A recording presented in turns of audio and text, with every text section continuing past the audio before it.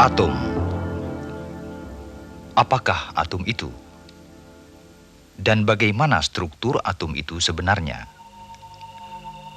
Untuk menjawab pertanyaan-pertanyaan tadi, mari kita bahas zat atau materi terlebih dahulu. Apakah yang dinamakan zat atau materi itu? Kita mengenal 3 macam zat, yaitu zat padat, zat cair, dan zat gas. Kayu, besi, tembaga, dan emas adalah contoh benda padat. Air adalah contoh zat cair. Contoh yang dapat dilihat untuk zat berupa gas, misalnya kita lihat pada gas yang dikeluarkan dari knalpot kendaraan, yaitu karbon dioksida berupa asap putih atau karbon monoksida berupa asap hitam.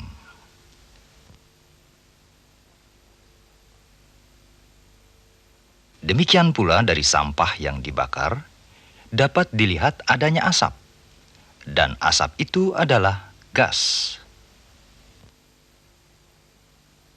Dari pengamatan, ternyata semua zat bercirikan sama, yaitu menempati ruang dan mempunyai berat.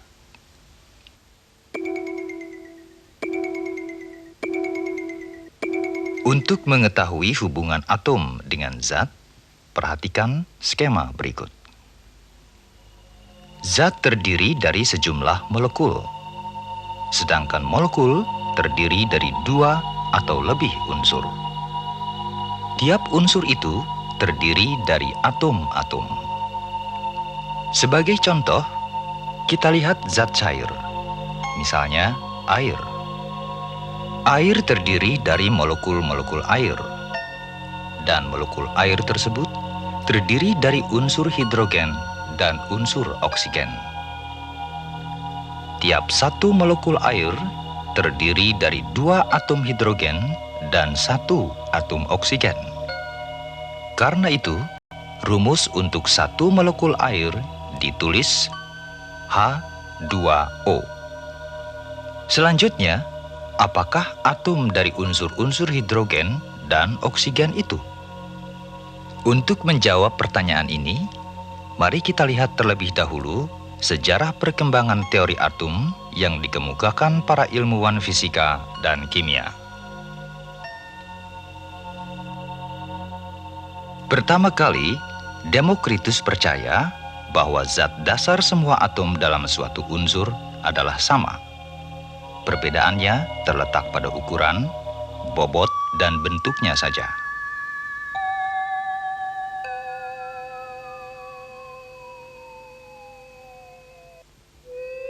Kemudian Leucippus dan Demokritus mengemukakan bahwa atom adalah partikel yang sangat kecil, tidak dapat dilihat, tidak dapat dibagi, dan tidak dapat dimusnahkan.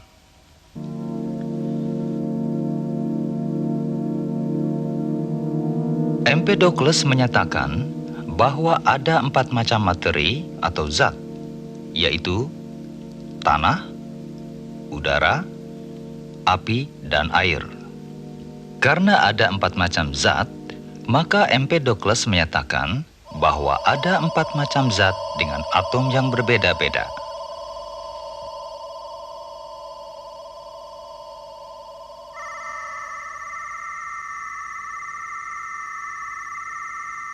Perkembangan selanjutnya, Aristotle, ilmuwan dari Yunani, mendukung pendapat Empedokles. Baru tahun 1661, Robert Boyle mengemukakan teori atom yang lebih modern.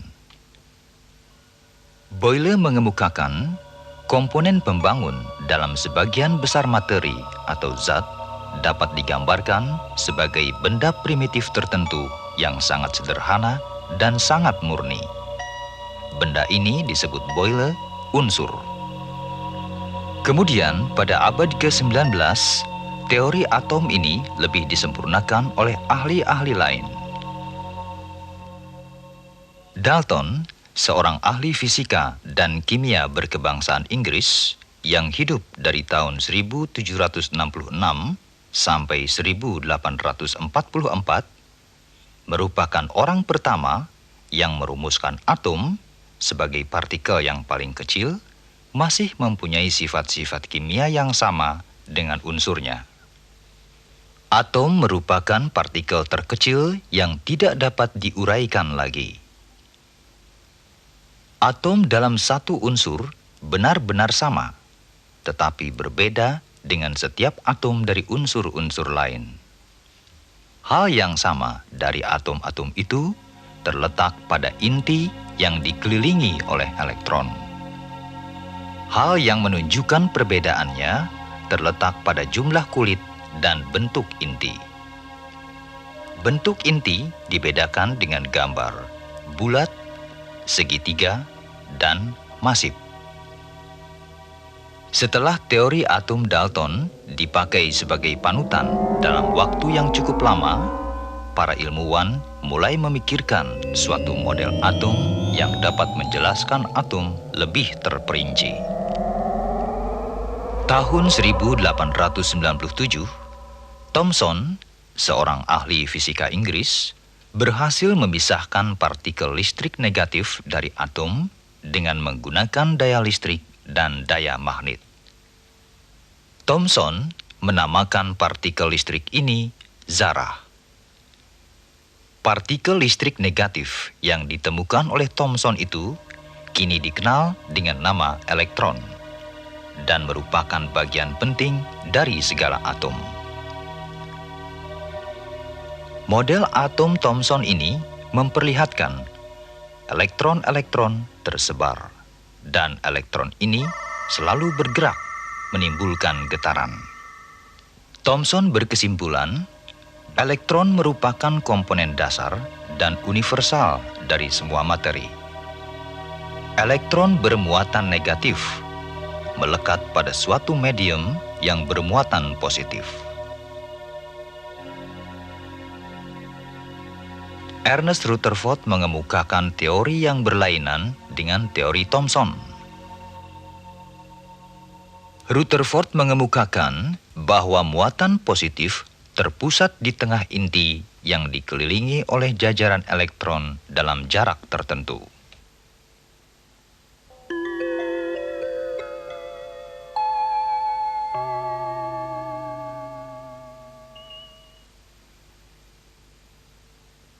Kemudian, tahun 1913, Niels Bohr, seorang ahli fisika Denmark, mengatakan bahwa model atom Rutherford akan stabil bila elektron berputar mengelilingi inti atom. Bohr berpendapat, elektron itu tidak hanya berada di sekeliling inti atom, tetapi elektron itu juga bergerak, berputar mengelilingi inti atom. Pendapat Bohr ini diperkuat oleh ilmuwan Arnold Sommerfeld, yaitu bahwa orbit elektron berbentuk elips.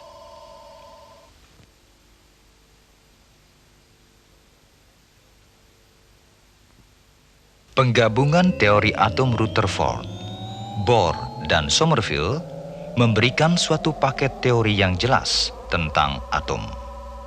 Namun demikian, ketiga teori ini tidak membahas mengenai elektron bersifat gelombang. Beberapa tahun kemudian, Edwin Schrödinger, ahli fisika Jerman, mengemukakan model atom yang memperhitungkan sifat gelombang elektron. Sebuah atom mempunyai muatan positif yang terletak di bagian tengah. Elektron-elektron tidak berada pada orbit yang tetap di sekitar inti.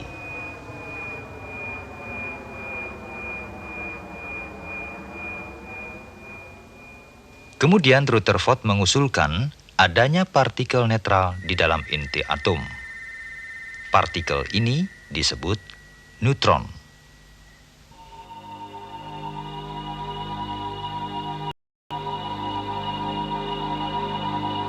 Baru beberapa tahun kemudian, Chadwick menemukan partikel atom yang bersifat netral itu.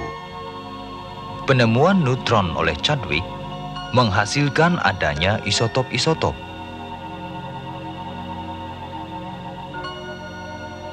Isotop adalah unsur yang mempunyai atom-atom dengan jumlah proton yang sama dan jumlah neutron yang berbeda. Unsur hidrogen mempunyai 3 macam isotop, yaitu hidrogen, deuterium, dan tritium. Hidrogen mempunyai 1 proton dan 0 neutron. Deuterium mempunyai 1 proton dan 1 neutron. Tritium mempunyai 1 proton dan 2 neutron. Berdasarkan model-model atom yang dikemukakan para ahli, maka konsep terakhir mengenai atom ialah atom terdiri dari inti atom yang dikelilingi oleh elektron-elektron yang berada pada kulit atom. Inti atom atau pusat atom sangat kecil dengan diameter antara 10 pangkat min 13 cm sampai dengan 10 pangkat min 12 cm. 2 partikel utama penyusun inti atom adalah proton dan neutron.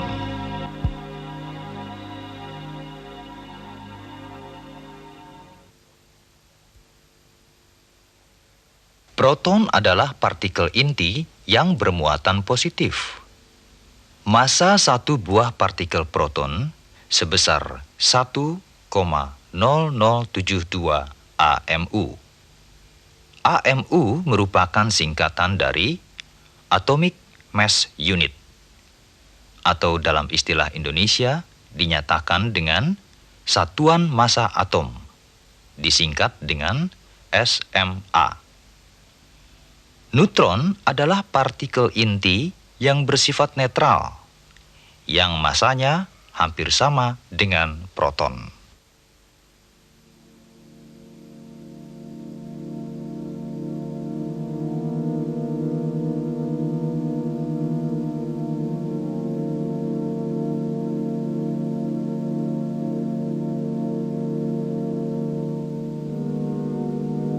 Proton dan neutron disatukan di dalam inti oleh suatu daya yang disebut daya ikat inti.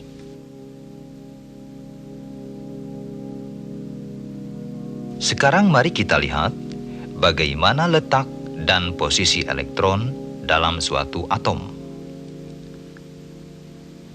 Elektron adalah partikel atom yang bermuatan negatif 1. Elektron berputar mengelilingi inti pada jarak rata-rata sama dari inti. Elektron-elektron yang dimiliki suatu atom akan menempati kulit-kulit atom.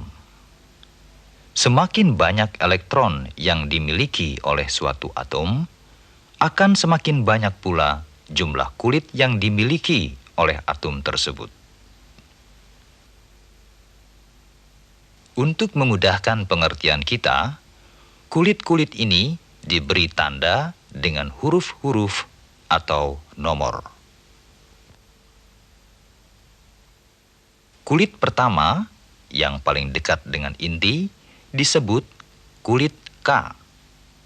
Kemudian diikuti kulit L, M, N, O, P, dan Q.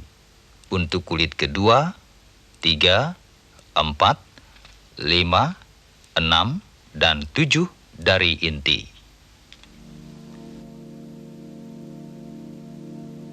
Unsur hidrogen mempunyai 1 elektron tunggal.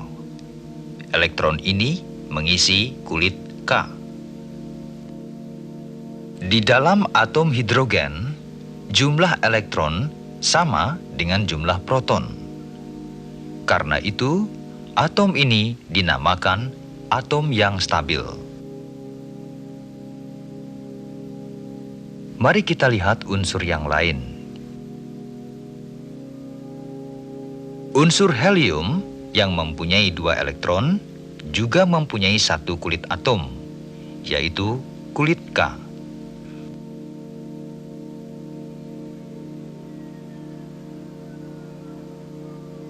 Unsur karbon mempunyai 6 elektron. Sekarang, mari kita lihat di mana letak atau posisi ke-6 elektron tersebut di dalam kulit atom. Ternyata, 2 elektron karbon berada pada kulit K, sedangkan 4 elektron lagi terletak pada kulit L.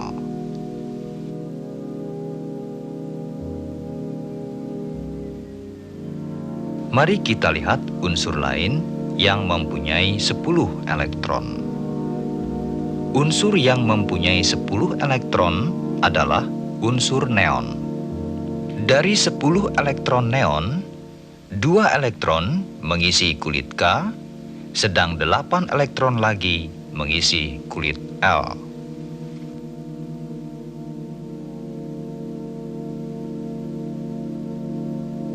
Atom silikon mempunyai 14 elektron.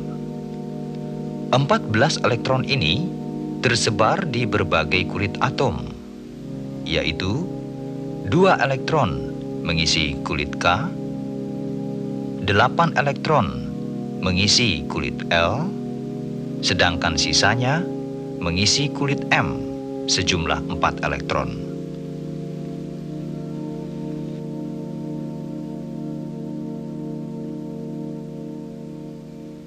Unsur hidrogen mempunyai 1 elektron tunggal. Elektron ini mengisi kulit K. Unsur helium yang mempunyai 2 elektron juga mempunyai 1 kulit atom, yaitu kulit K. Unsur karbon mempunyai 6 elektron. 2 elektron karbon berada pada kulit K, sedangkan 4 elektron lagi terletak pada kulit L. Unsur yang mempunyai 10 elektron adalah unsur neon. Dari 10 elektron neon, 2 elektron mengisi kulit K, sedang 8 elektron lagi mengisi kulit L. Atom silikon mempunyai 14 elektron. 2 elektron mengisi kulit K, 8 elektron mengisi kulit L, sedangkan sisanya mengisi kulit M sejumlah 4 elektron. Kulit K hanya dapat menampung maksimum 2 buah elektron, sedangkan kulit L hanya dapat menampung maksimum 8 buah elektron. Ternyata, jumlah maksimum elektron pada setiap kulit memenuhi rumus matematika sebesar 2 kali N pangkat 2.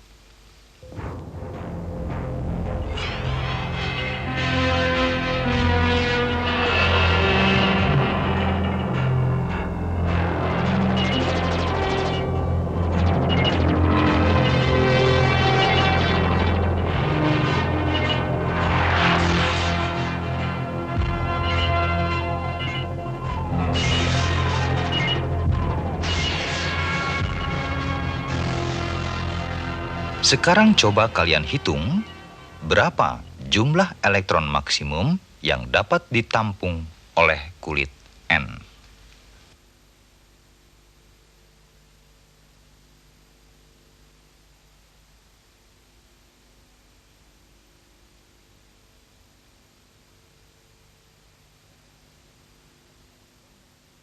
Jadi, jumlah elektron maksimum yang dapat ditampung oleh kulit N sebanyak 32 elektron. Untuk hasil selengkapnya, dapat kalian lihat pada tabel elektron.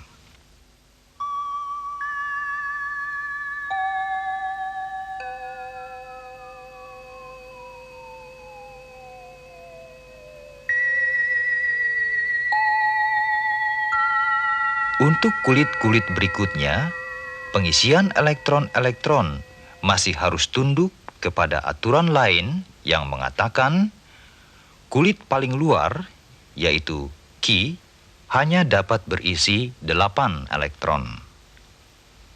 Kulit P hanya dapat menampung 18 elektron. Kulit O hanya dapat memuat 32 elektron.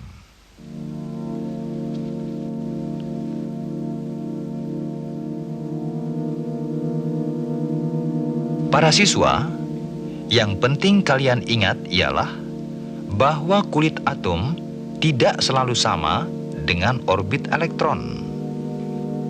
Kulit atom hanya menunjukkan letak orbit atau lintasan elektron, sebab elektron tidak selalu bergerak menurut kulit atomnya.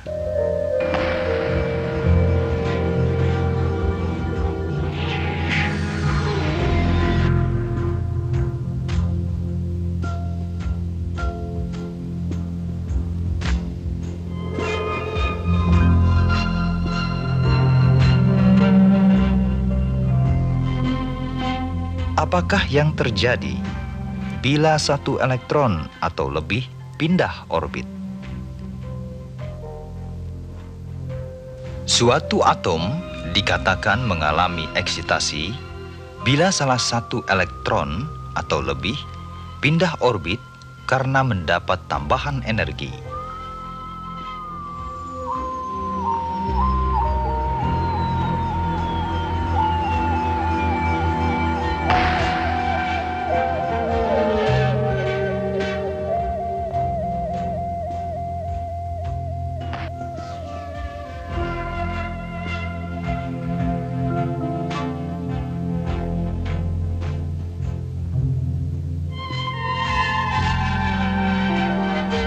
Elektron dari kulit M yang mendapat tambahan energi akan pindah ke kulit Q.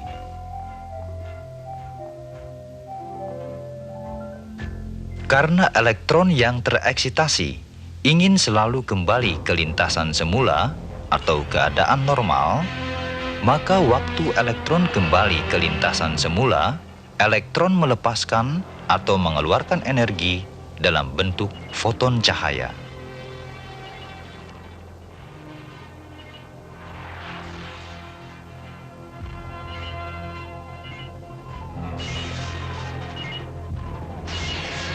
Sampai saat ini, telah ditemukan 105 unsur yang tersusun dalam tabel susunan berkala.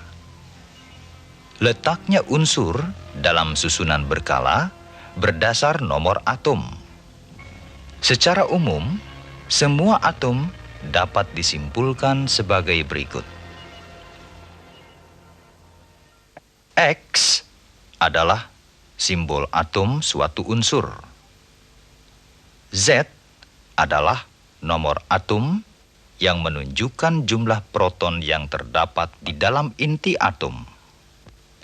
Nomor atom juga menunjukkan jumlah elektron di dalam atom X. A adalah bilangan yang menunjukkan jumlah proton dan neutron dalam inti atom X. A disebut juga berat atom. N adalah jumlah neutron yang terdapat di dalam inti atom.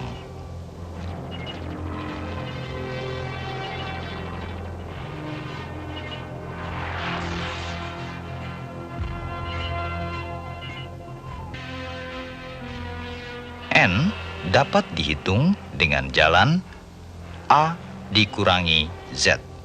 Artinya, berat atom dikurangi nomor atom atau berat atom dikurangi proton. Untuk contoh, mari kita lihat atom hidrogen.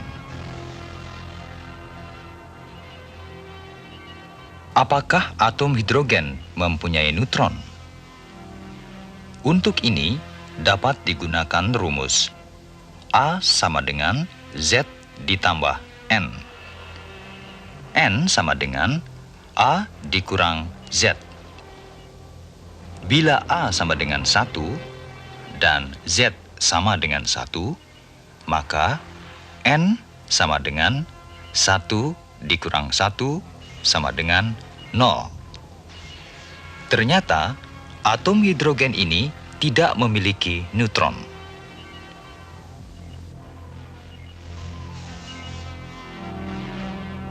Atom oksigen mempunyai nomor atom 8. Artinya, ada 8 proton dalam inti. Juga mempunyai 8 elektron yang mengelilingi inti. Atom oksigen mempunyai nomor atom 8 dan berat atom 16. Jadi, jumlah neutron yang ada di inti atom dapat dihitung sebagai berikut.